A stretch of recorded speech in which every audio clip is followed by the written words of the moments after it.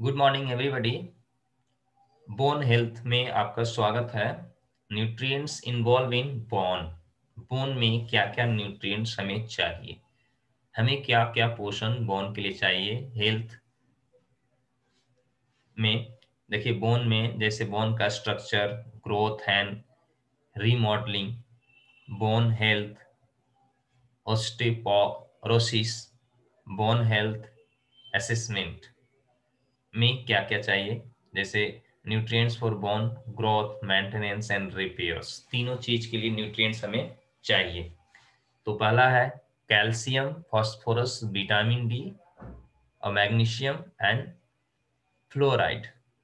तो ये सब कुछ बोन के लिए हमें चाहिए। विटामिन डी तो अति आवश्यक है हमारे लिए। कैल्शियम, फास्फोरस और मैग्नीशियम, ये सब आवश्यक है। अगर हम लोग देते हैं ये डेली जो हमारी रिक्वायरमेंट है, तो हमारी बोन जो है वो काफी स्ट्रॉन्ग रहेगी, वो वीक नहीं होगी। जैसे हम लोग आगे बढ़ते हैं, बोन स्ट्रक्चर जो है, ये देखिए, ये पिलर्स है सारे। Periosteum, cortical and trabecular bone and bone marrows. तो ये देखिए, ये इस पे बेस्ड रहता है, वो आधारित रहता है। बोन का स्ट्रक्चर इस तरह का होता है, आप लोग बोन को देखे होंगे। इस तरह से यहाँ पे जो है बोन में काफी चीजें हैं। इस सब को मेंटेन करने के लिए मैरो, ये अंदर में होता है मैरो, ये जो होता है ना, ये न्यूट्रिएंट्स कंटेंट को लेता है। Marrow found in flat. और फिर आपका ट्रेविसेकुलर बोन, इसको ट्रेविसेकुलर बोलते हैं, ज्वाइंट को जोड़ता है। और कॉर्टिकल बोन बोलते हैं, जो ऊपर का सतह रहता है। और पेरियोस्टेयम बोलते हैं, जो कहीं कहीं पे आपका मांसपेशियों से जुड़ाव के लिए रहता है। न्यूट्रिएंट्स वेसल, ये देखिए, ये न्यूट्रिएंट्स वेसल है। एंड नर्व्स फाइबर, तो ये सब के माध्यम से ये अपना खुराक लेता है। देख पा रहे हैं आप लोग, bone growth and remodelling, bone remodelling, degradation and resynthesis of bone, फिर reabsorption, losing substance, bone resorption is part of essential process for remodeling and growth के लिए ये काफी सहायता करता है। यहाँ देखिए, बोन ग्रोथ कैसे होता है, क्या क्या चाहिए। बोन को 65% मिनरल्स चाहिए, 65%, और 35% कनेक्टिव टिश्यू जो उसमें कनेक्ट होते हैं। तो ये 100% तब सफिशिएंट हो पाते हैं। Peak bones mass is achieved by age 30, मतलब 30 के एज तक आपका जो बोन है पूरा पिक हो जाता है। After 30 bone resorption occurs at rate faster than bone synthesis. तो मतलब 30 तक इसको बहुत कुछ पूरा हो पाता है, और हमारा जो बॉडी है वो भी बोन के लिए सपोर्ट करता है। लेकिन 30 के बाद आपको अलग से, मतलब फास्ट इसको चाहिए, मतलब ज्यादा मात्रा में न्यूट्रिएंट्स कंटेंट चाहिए, ये आप लोग समझ सकते हैं। This leads to in bone mass and bone minerals density, ताकि उसको वो मेंटेन रख पाए। जैसे देखिए, इस तरह का होता है बोन के अंदर, इस तरह का पार्ट होता है। जैसे ये पार्ट को आप लोग देख पा रहे हैं, जो ये सेल है ओस्टेओजेनिक सेल, फिर है ऑस्टेबोब्लास्ट ने, ये सब रासायनिक नाम है जो हम लोग को जरूरत नहीं है पूरा, लेकिन आप लोग देख सकते हैं कि हमारे बोन के अंदर इस तरह का होता है। ये सब को अपने वर्क के लिए इनकी फूड चाहिए, तब ये प्रॉपर वर्क कर पाते हैं। नेक्स्ट देखिए, influencing bone health biological factors में क्या है। जैसे यहाँ देख सकते हैं, इस सब में बोन का काफी भूमिका होता है। बायोलॉजिकल फैक्टर ये सब एज, सेक्स और अलग अलग ये में अलग अलग पाया जाता है। जैसे woman have lower bones mass and density than man, जैसे सेक्स के अकॉर्डिंग देखा जाए मैन एंड वुमेन का, तो यहाँ पे क्या है कि वुमेन का थोड़ा बोन लोअर होता है मास, और मेन का थोड़ा हाई होता है। और बोनलेस ऑकर्स आफ्टर एज 40, माने बोन का जो प्रॉब्लम ज़्यादा आना शुरू होता है आफ्टर 40 होता है जनरली, लेकिन आज के डेट में पहले भी आ जा रहा है। नेक्स्ट आप देखिए बोन ग्रोथ इन विड्थ, कैसे बोन ग्रोथ करता है, इस तरह का होता है बोन के अंदर growth. Bone growth through the process of appositional growth, the formation of new bone on the surface of outer bone and cartilage। इस तरह से influencing bone health, modifiable lifestyle factors को मॉडिफाई करता है। फिर देखिए ये ज्वाइंट है हमारा, ये सब जगह कुछ न कुछ न्यूट्रिएंट्स कंटेंट की रिक्वायरमेंट होती है। जैसे ये ज्वाइंट होता है, ज्वाइंट को ज़्यादा चाहिए, यहाँ पे एक कार्टेज होता है, ये जो होता है, जो आप अगर इसको सही मात्रा में दे पाते हैं तो आपका यहाँ पे जो भी ज्वाइंट है वो मूवमेंट में प्रॉब्लम नहीं होती है, और ये नहीं दे पाते हैं तो मूवमेंट में प्रॉब्लम होती है। जैसे यहाँ देख रहे हैं कि किस तरह से बोन का पावर आता है। जैसे ये जिम करता हुआ इंसान इस तरह से हैंड को अपना ये करता है, तो देखिए बोन का ये सब बोन का भी मसल होता है, मसल मास, ये जब तक नहीं सही होगा तब तक आपका जो बोन है, आपका जो हैंड है वो अच्छे से वर्क नहीं कर पाएगा। तो ये देख पा रहे होंगे आप लोग। फिर ऑस्टेपोरोसिस मतलब प्रॉब्लम कब आती है, low bone minerals density that leads to porous and fragile bone. तो जैसे आप लोग बहुत सारे लोगों को देखते होंगे जहाँ पे क्या होता है कि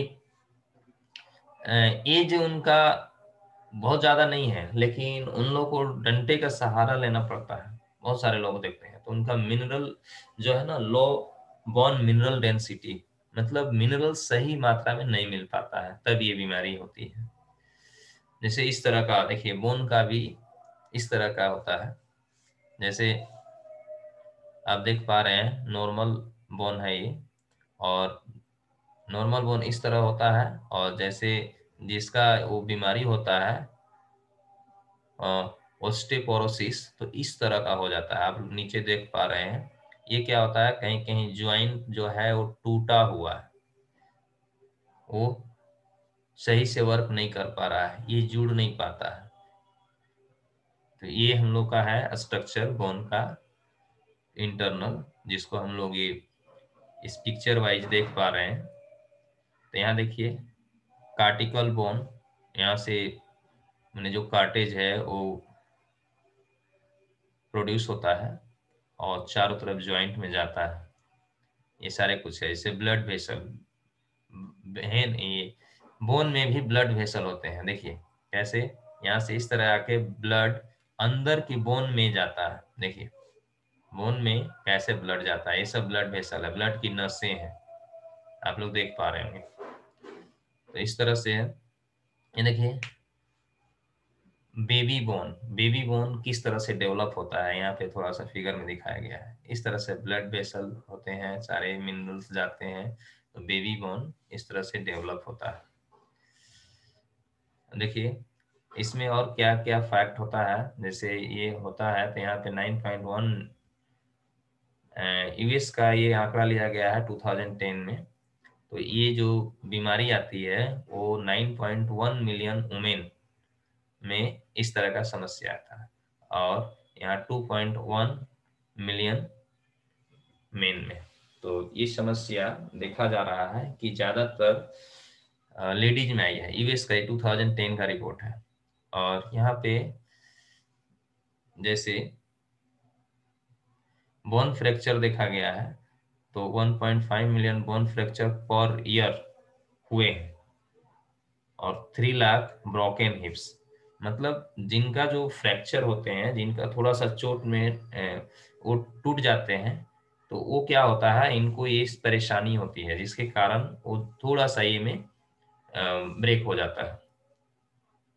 जैसे सिग्निफिकेंस ऑफ हिप फ्रैक्चर, माने हिप फ्रैक्चर मतलब उनका कमर का हड्डी किसी बहुत सारे लोगों का देखते हैं कि टूट जाती है। मैंने चोट लगा तो कहीं और नहीं, तो वहां पे टूटने का मेन प्रॉब्लम क्या होता है, और लो डेंसिटी। तो loss loss of mobility, loss of independence, need for long term care का जरूरत पड़ जाता है। तो ये सब परेशानियां आती है। आप लोग देख पा रहे हैं, poor bone health is common and costly. तो देखिए यहाँ पे कुछ बताया गया है, जैसे ये सब डेंसिटी में है, people hurt each year by osteoporosis, कितने लोग ये होते हैं। तो देखिए इस तरह से विजिट कर रहे हैं लोग, फ्रैक्चर के कारण करीब करीब लिया जाए तो इतने की आंकड़ा हो रही है, यानी 15 लाख के आसपास। फिर आप देख पा रहे हैं कि यहाँ हॉस्पिटलाइजेशन हो रही है 5 लाख के आसपास बोन के कारण। और ट्रिप्स टू, मतलब डॉक्टर के पास इस तरह से जा रहे हैं लोग, करीब 7 से 8 लाख लोग। और अदर वे में मने जा रहे हैं, समझिए बोन का विजिट टू, ये है आपका 25 लाख के आसपास लोग। इस तरह से लोग परेशान हैं, अलग अलग बीमारी हो रही है बोन से रिलेटेड। तो यहाँ पे देखिए ये सारा कुछ था बोन के बारे में। तो आप लोग देख सकते हैं, अपने बोन को स्ट्रॉन्ग रखने के लिए पहला तो वर्कआउट जरूरी है, और दूसरा मिनरल्स एंड विटामिन जरूरी है। तो ये रहा मेरा आज का क्लास। तो इस तरह से है, जैसे देखिए इनका ये और अच्छा रह सकती हैं, लेकिन बोन के कारण इनका इस तरह से समस्या है, जो सही से चल नहीं पा रही है। आप लोग देख रहे हैं कि हड्डी अलग और मांसपेशी अलग हो जाती है। ये सब बोन को सही मिनरल्स नहीं मिलने के कारण ऐसी होती है। और आप लोग देखते हैं ओल्ड एज में बहुत सारे लोग उठ बैठ नहीं पाते हैं, तो बोन से रिलेटेड बहुत सारी समस्या आती है। इस तरह का जैसे बोन, जैसे पहला तो एक होता है रीढ़ की हड्डी, हमारा जो ये देख पा रहे हैं, तो ये अगर आप इस तरह देखिए, बुढ़ापे में इस तरह की हो जाती है, और यंग में इस तरह, ये यही है जो यंग में इस तरह है और यहाँ पे इस तरह है। तो ये मिनरल्स की कमी के कारण आप बुढ़ापे में भी सीधा रह सकते हैं, चल सकते हैं, अगर आप मिनरल्स की रिक्वायरमेंट को पूरा करते हैं तो इस तरह से परेशानी आती है, ये झुक जाती है, इसीलिए लोग आगे की ओर झुकते हैं। तो ये रहा। चलिए आज का सेशन यहीं पे मैं समाप्त करता हूँ। आप लोग सुन पाए सही से?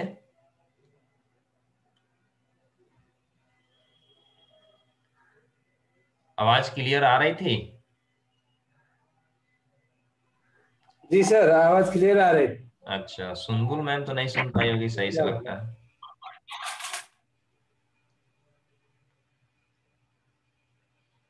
Okay, thank you.